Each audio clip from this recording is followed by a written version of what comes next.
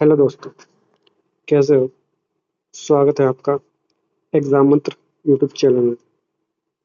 आज का हमारा टॉपिक है ब्राह्म चिन्ह।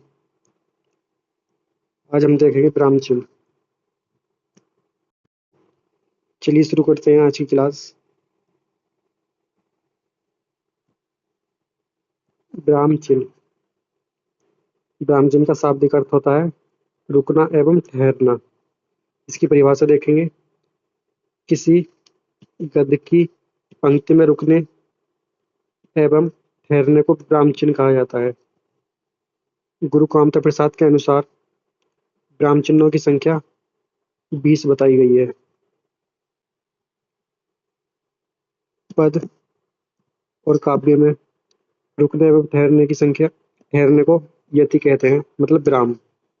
चलिए आगे देखते हैं। ब्राह्म चिन्ह। ब्राह्म चिन्ह अंग्रेजी भाषा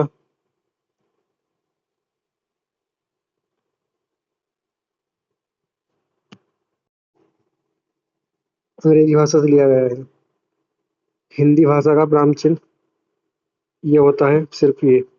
और अंग्रेजी भाषा में जब हम लगाते हैं तो सिर्फ बिंदु लगा देते हैं सेंटेंस के लास्ट में। पूर्ण विराम का चिन्ह ये होता है। इसका प्रयोग विचार के तार टूट जाए तथा विचार अंतिम रूप ले ले, वहां पर पूर्ण विराम चिन्ह का प्रयोग किया जाता है।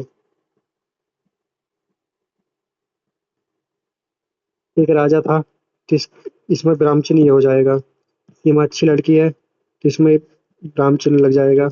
लखनऊ उत्तर प्रदेश की राजधानी है तो इसके लास्ट में विराम चिन्ह लग जाएगा। दूसरा देखेंगे हम लाघव चिन्ह। लाघव चिन्ह लगाते हैं एक ये लाघव चिन्ह होता है। इसकी परिभाषा देखेंगे। बड़े शब्दों को छोटा करने के लिए लाघव चिन्ह का प्रयोग करते हैं। जैसे डॉक्टर,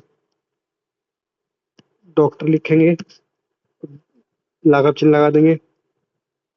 प्रोफेसर में प्रो, मोहम्मद में मो लिख के और लाघव चिन्ह लगा देंगे तो इसकी शॉर्ट फॉर्म हो जाएगी। अगला देखते हैं हंसपद त्रुटिपूर्ण चिन्ह। इसका चिन्ह ये होता है वाक्य को लिखते समय गलती से या भूल से शब्द छूट जाता है। उस गलती को पूरा करने के हंसपद त्रुटिपद विराम चिन्ह का प्रयोग करके गलती को पूर्ण करते हैं। उदाहरण देखते हैं इसके। राम जा रहा है, इसमें त्रुटि हो जाएगी तो त्रुटि के लिए ऊपर को उल्टा वी बना देंगे, वो घर लिख देंगे तो राम घर जा रहा है। दूसरा देखेंगे राजेश ने खाया, राजेश ने आम खाया तो ये चिन्ह लगा के हंसपद चिन्ह लगा के आम लिख देंगे तो हो जाएगा सेंटेंस राजेश ने आम खाया। आगे देखते हैं नेक्स्ट वैकल्पिक चिन्ह। वैकल्पिक चिन्ह होता है ये। इसकी परिभाषा देखते हैं। जहां विकल्प के रूप में एक से अधिक शब्दों का प्रयोग किया जाता है तो वहां वैकल्पिक चिन्ह का प्रयोग करते हैं। एग्जाम्पल देखते हैं। रचना वैकल्पिक चिन्ह, गठन वैकल्पिक चिन्ह, बनावट फिर चिन्ह लगा देंगे, व्युत्पत्ति उत्पत्ति वैकल्पिक चिन्ह, स्रोत। आगे देखते हैं। अब देखें उद्धरण चिन्ह।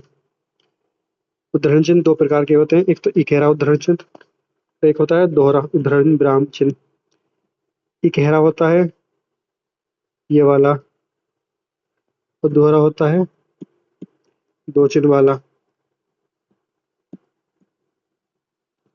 इकेरा उद्धरण चिन्ह ये वाला हो जाएगा जिसमें एक एक कोष्ठक होता है, एक उद्धरण चिन्ह होता है। किसी शब्द तथा अक्षर को विशेष बताने के लिए इकेरा उद्धरण चिन्ह का प्रयोग करते हैं। रचना और उपन्यास में इसका अधिकतर उपयोग होता है किसी का उपनाम बताने के लिए। जैसे उद्धरण चिन्ह में आ जाएगा राम, मछली, प्रवास, कंकाल। सूर्यकांत त्रिपाठी निराला, रामधारी सिंह दिनकर, अज्ञे। तो नेक्स्ट देखते हैं दोहरा उद्धरण विराम चिन्ह। इसका प्रयोग कथन में और नारे में अधिकतर होता है। इसमें दो चिन्ह आते हैं, जय जवान जय किसान। तो ये उद्धरण चिन्ह लग रहा है इसमें। ये करो या मरो में ये उद्धरण चिन्ह आ जाएगा यहाँ दो। चाणक्य ने कहा अल्पविराम उद्धरण चिन्ह, देश की उन्नति के लिए राजनीति जरूरी है। लास्ट में उद्धरण चिन्ह आ जाएगा। नेक्स्ट देखते हैं अर्धविराम चिन्ह। पूर्ण विराम से कम तथा अल्प विराम से ज्यादा रुकना हो तो वहां अर्धविराम चिन्ह का प्रयोग करते हैं। दो विपरीत पंक्तियों के बीच में अर्धविराम चिन्ह का प्रयोग किया जाता है। उदाहरण, पुलिस ने चोर पकड़ा, यहाँ अर्धविराम ही आ जाएगा, वह भाग गया। राजेश घर आया, सीता चली गई। तो इसके बीच में ये अर्धविराम चिन्ह आ जाएगा। अब देखते हैं कोष्ठक विराम चिन्ह। कोष्ठक विराम चिन्ह ये होता है। इसका प्रयोग देखते हैं। वाक्य के अतिरिक्त अर्थ देने के लिए कोष्ठक विराम चिन्ह का प्रयोग करते हैं। रोहन मत्स्य पकड़ रहा है, तो मत्स्य को स्पष्ट करने के लिए कोष्ठक विराम चिन्ह लगाएंगे, ये वाला, जिसमें लिख देंगे मछली। तो मत्स्य मछली को स्पष्ट कर देगा। सीमा घर जा रही है, सीमा मुस्कुराते हुए, इसमें कोष्ठक चिन्ह ये हो जाएगा। नेक्स्ट देखते हैं अल्प विराम चिन्ह। जहां कम रुकना हो वहां अल्प विराम चिन्ह लगेगा। तो जहाँ एक जैसे शब्द का प्रयोग करने के लिए उन शब्द के बीच में अल्पविराम चिन्ह का प्रयोग करते हैं। महा और वर्ष के बीच में अल्पविराम चिन्ह का प्रयोग करते हैं। उदाहरण, राम, ये अल्पविराम चिन्ह आ जाएगा। श्याम, गीता और रीता दिल्ली जा रहे हैं। राम श्याम गीता के बीच में अल्पविराम चिन्ह आ जाएगा। नदियों के नाम में अल्पविराम चिन्ह आता है। गंगा, यमुना, कृष्णा, गोदावरी। तो जब हम डेट लिखते हैं 7 जुलाई अल्पविराम 2025। आगे देखते हैं विवरण चिन्ह। जहाँ किसी बात का विवरण देने के लिए विवरण चिन्ह का प्रयोग करते हैं। राजा दशरथ के 4 पुत्र थे, राम, लक्ष्मण, भरत। तो ये जो होगा ये विवरण चिन्ह हो जाएगा। नदियों के नाम विवरण चिन्ह, गंगा, यमुना। आगे नेक्स्ट देखते हैं तुल्यात्मक विराम चिन्ह। जहाँ दो शब्दों के बीच में तुलना की जाती है वहाँ तुलनात्मक विराम चिन्ह का प्रयोग करते हैं। रोहन तुलनात्मक चिन्ह, मोहन। सीमा तुलनात्मक चिन्ह, गीता। नेक्स्ट देखते हैं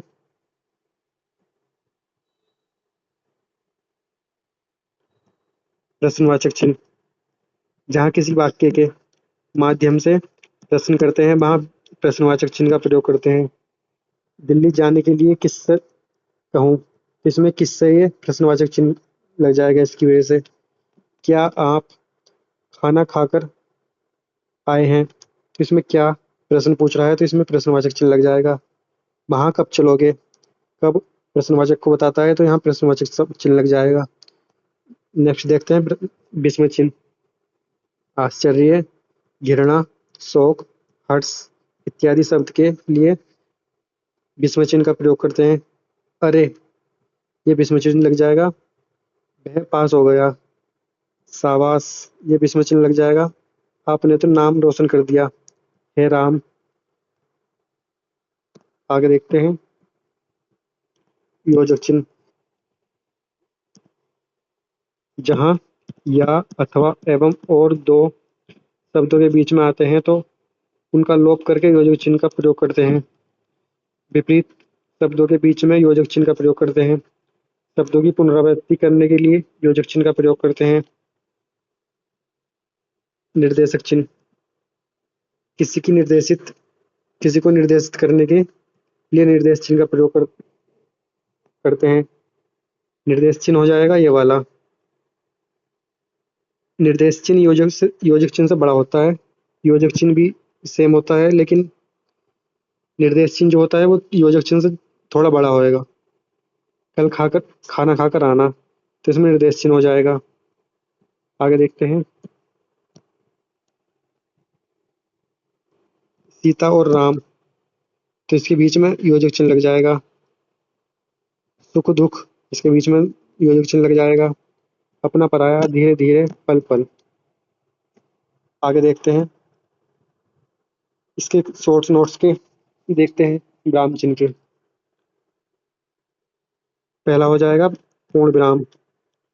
पूर्ण विराम का चिन्ह ये होता है, ये इंग्लिश वाला पूर्ण विराम है।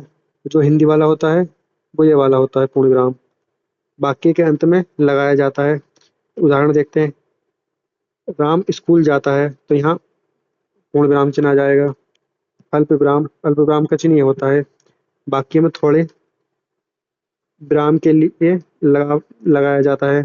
उदाहरण, राम, मोहन और सोहन बाजार गए, तो इसमें यहाँ आ जाएगा विराम चिन्ह। अर्धविराम चिन्ह, इसका चिन्ह ये होता है, दो स्वतंत्र वाक्यों को आपस में जोड़ने के लिए लगाया जाता है। उदाहरण, मैंने भोजन किया, अर्धविराम चिन्ह। अब मैं आराम करूंगा, प्रश्नवाचक चिन्ह। इसका साइन ये होता है, प्रश्न पूछने वाले वाक्य के अंत में लगाया जाता है। उदाहरण, क्या तुम स्कूल जाओगे, तो यहाँ विराम चिन्ह आ जाएगा। नेक्स्ट पेज देखते हैं। विस्मयबोधक चिन्ह, इसका साइन ये होता है, आश्चर्य, खुशी, दुख आदि भाव को प्रकट करने के लिए लगाया जाता है। वाह, तुमने बहुत अच्छा काम किया, तो इसमें ये लग जाएगा विराम, विस्मयबोधक चिन्ह।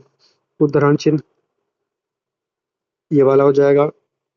उदाहरण चिन्ह दो प्रकार के होते हैं, इकहरा और दोहरा। किसी के कथन या विशेष शब्द को दर्शाने के लिए लगाया जाता है।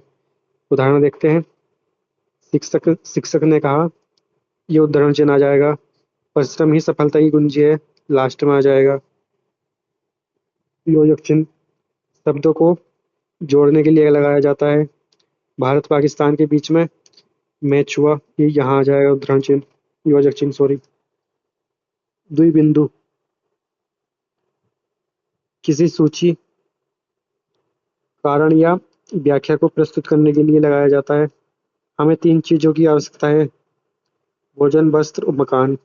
कोष्ठक ये हो जाएगा। अतिरिक्त जानकारी देने के लिए कोष्ठक लगाया जाता है, जैसे किसी चीज को स्पष्ट करना हो। महात्मा गांधी, इस बापू कोष्ठक चिन्ह में आ जाएगा, भारत के राष्ट्रपिता थे। त्रिबिंदु, किसी बात को अधूरा छोड़ने, संकेत देने या विराम दर्शाने के लिए लगाया जाता है। उदाहरण, वह कुछ कहना चाहता था, ये कुछ त्रिबिंदु आ जाएगा, पर चुप हो गया। आज की क्लास खत्म होती है यहीं पे। Thank you so much. अगर वीडियो अच्छी लगी हो तो सब्सक्राइब जरूर करें और कमेंट में बताएं कि क्लास कैसी लगी।